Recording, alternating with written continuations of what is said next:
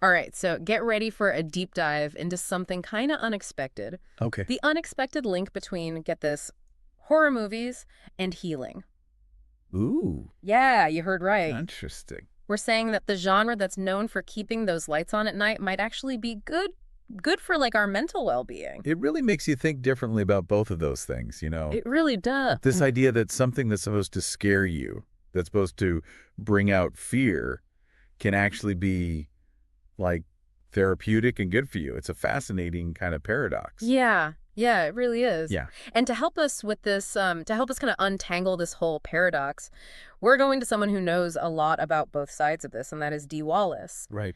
You probably know her as like the mom from E.T. But, and here's the thing, she is huge in the horror world, like really big deal.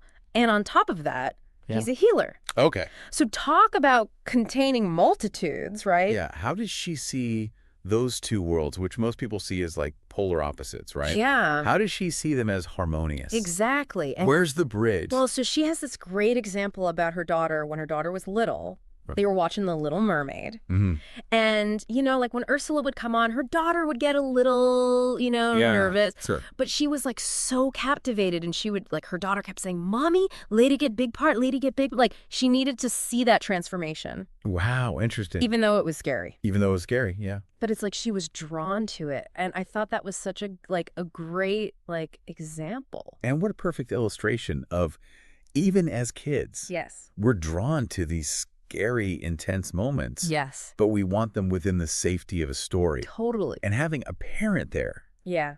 providing comfort, showing that it's okay Yes. to experience those feelings. And that's exactly what she was saying, is that horror movies are like that safe space for us grown-up kids. Right. It's like we're going through these mental drills for handling fear, stress, all the unexpected, and we get to do it from our couch. That's right. Like, there's no real-world consequences. Exactly. But we still get to go on the emotional roller coaster. Exactly, and that's what I was going to say. It's like exposure therapy, but with popcorn, right? You're facing those feelings in a very controlled environment. Totally. And I think that can only help build resilience over time. And here's where it gets even cooler. Okay. There's, like, a biological side to this. Oh, okay. So, like, all those jump scares, all the creepy things, they actually release all the feel-good chemicals in your brain. Interesting. Like dopamine, serotonin, like all the good stuff. It's true, and these neurochemicals are linked to, pleasure and reward and even pain relief. Wow. So that rush that you get after a good scare, after something scary happens in a film, that's actually your brain giving you like a high five. Like you faced your fear, you're leveling up your courage. Good for you. So you're saying my brain basically can't tell the difference between escaping like a masked killer on screen and giving a presentation at work. Exactly. It's all the same. It's all the same. It deserves a reward. In a way, yes. It's your brain recognizing that you went through something challenging and you came out on the other side, and that deserves a neurochemical celebration. Wow. Yeah. And it's not just us, like on our own getting braver. Yeah. Right? It's like it's a group thing too. You're so right. It taps into something really social about us as humans.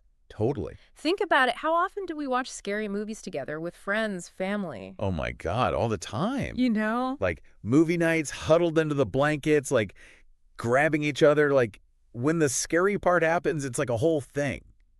Exactly. Horror can be like this bonding experience. Okay. You're facing something unsettling together. You're being vulnerable with each other. Yeah. And that shared experience, that like adrenaline rush brings you closer. Like this weird team building exercise, right? It's so true. It is. It totally is. You come out of it and you're like, well, we survived that killer clown apocalypse. Exactly. We can handle anything. We can totally do this group project. Yeah. Exactly. It's so true. And Dee makes a really interesting point about horror movies. Okay. She says, they show us we can handle anything. It's true. Like no matter what crazy stuff happens on screen, we always make it through to the credits. It's true. No matter how much it messes with us, we know it's a story. Right. And we're going to be okay. It's like that realization, like you can endure even the most frightening situations, even if they're not real. Yeah. It's empowering. Totally. Like it builds resilience. Yeah. Problem solving, a sense of like, I got this. Right. And you can use that in real life. So you're saying facing our fake fears helps us with our real fears? Yes. Okay, I am so here for that. It's like a boot camp, but for your courage. I love it. So let's shift gears just a little bit and talk about Dee's story. Okay. She went from being a scream queen to becoming a healer. Yeah, how does that even happen? How does that transition even happen? Right, you think those are like opposite things. Yeah, total opposite. Total opposites. But for her, they weren't at odds at all. Oh, interesting. She talks about finding this incredible joy and this positivity Yeah. in both making horror films and in her healing work. Wow. And I think that's a really important point here. Yeah. It's not about the genre. It's not about what you call it. It's about you. Mm-hmm. And it's about the energy that you bring to it. Oh, wow. You know, Dee found a way to bring her own positivity and warmth to her work. Yeah. Whether she was, battling fictional monsters or helping people with their real-life problems. It's kind of amazing. And talk about making a difference. Like, she tells the story about this fan of hers. Oh, yeah. He was autistic and had never spoken a word. Oh. Until he saw E.T., and then, get this, he could recite every one of E.T.'s lines. Wow. I get chills every time I hear that story. It's unbelievable, right? It just reminds you how powerful art is. Even genre films like E.T., Yeah. they affect us. They can unlock things inside of us, emotions, experiences. Yeah, totally. Like, they reach a part of us that, like, nothing else can. And, speaking of, like, challenging what we think we know. Yes. Dee tells this other story about this horror fan that she met. Okay. And he was, like, totally tattooed, piercings. Okay. And she's like, she's honest. She was making some assumptions based on just how he looked. Sure. And, we've all been there.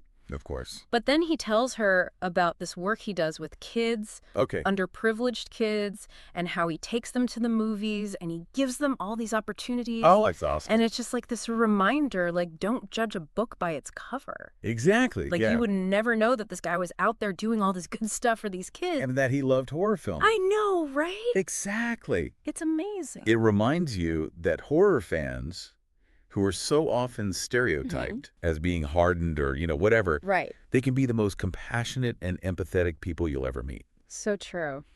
And it goes back to that idea, of finding those shared connections. Totally. That understanding of, like, the darkness and the light. It's like they've faced it, so they get it. Exactly. They faced their shadow, I've seen it. on screen, off screen, and they come out with, I think, even more empathy. Yeah.